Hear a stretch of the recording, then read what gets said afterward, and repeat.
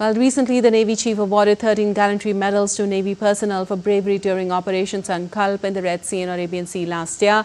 Our correspondent Nandita Dagar spoke to some of these brave men from our Navy.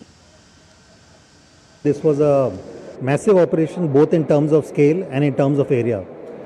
This operation was carried out over an area of 51 lakh square kilometers, and that included the Gulf of Aden, the Arabian Sea, parts of the South and West Indian Ocean.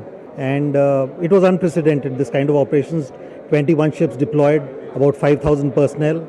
Coordination, like you said, there was coordination required between information coming from various agencies like the IFC, IOR, international agencies, merchant shipping companies. There were concurrent operations. So somewhere there was anti-piracy going on, somewhere there was anti-narcotics, somewhere the people are fighting fires, somewhere there was search and rescue.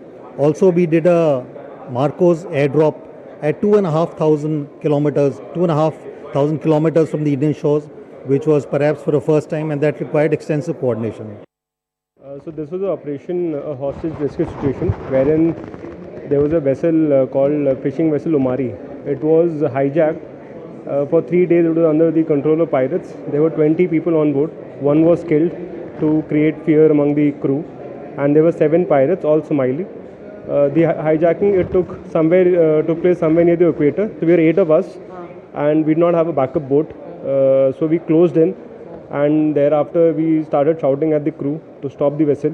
They were not stopping. They were trying to fake themselves as fishermen themselves and taking their boat. But we could see people on the lower decks raising their hands and showing red color flags and SOS. all that. They were, yes.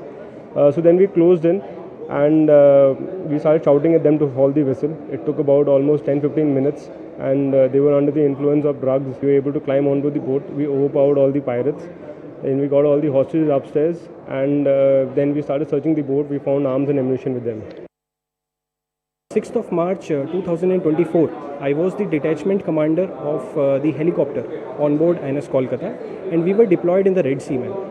So during that mission, we just got some information that some attack has happened, a rough position, but there were no details. The whole vessel was engulfed in the flames, and we still flew in close proximity of this two confidants to find out if there is someone who needs our help.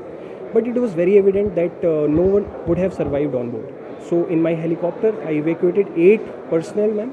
And then subsequently, the information was given to our vessel Kolkata. They closed their life raft, and we successfully evacuated all 21 of them. And we had taken them to the nearest country of the Djibouti.